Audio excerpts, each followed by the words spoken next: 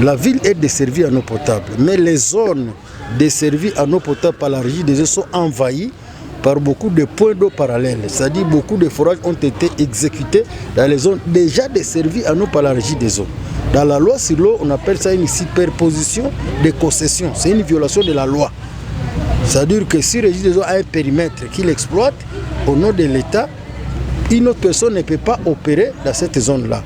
Il ne peut y intervenir, y opérer que lorsqu'il obtient l'autorisation préalable, soit du ministère à charge de l'eau ou de l'autorité urbaine, pour qu'il puisse intervenir. Alors, quelle est la conséquence maintenant?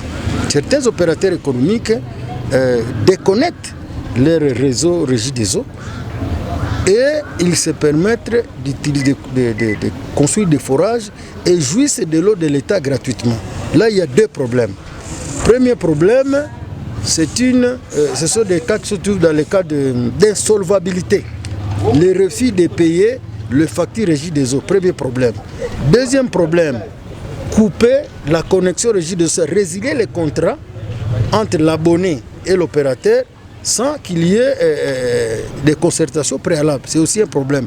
Troisième problème dans cette affaire, c'est que les eaux qui sont consommées font partie du domaine public de l'État.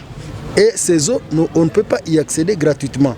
On doit être autorisé par le ministère de l'eau, on doit payer et les taxes d'autorisation, on doit également payer les redevances liées à la quantité d'eau qui est consommée, qui est exploitée dans les sous-sols.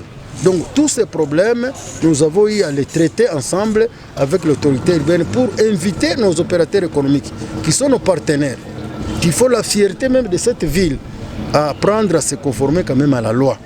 Et nous avons dégagé quelques recommandations. C'est qu'ils paient d'abord les factures de consommation de la régie des eaux. La hauteur des fonds ou des frais qui doivent être payés par l'ensemble des opérateurs et qui ont refusé de les payer est vraiment des sommes plusieurs millions de francs congolais. Et nous avons constaté que cette situation place la régie des eaux dans une position de faiblesse.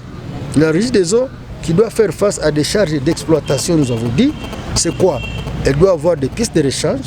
Dans l'exploitation, elle doit réparer, elle doit acheter les matériels, les intrants de traitement, comme les sulfates d'alumine, la chaux et le chlore, sont des matériels qui sont achetés.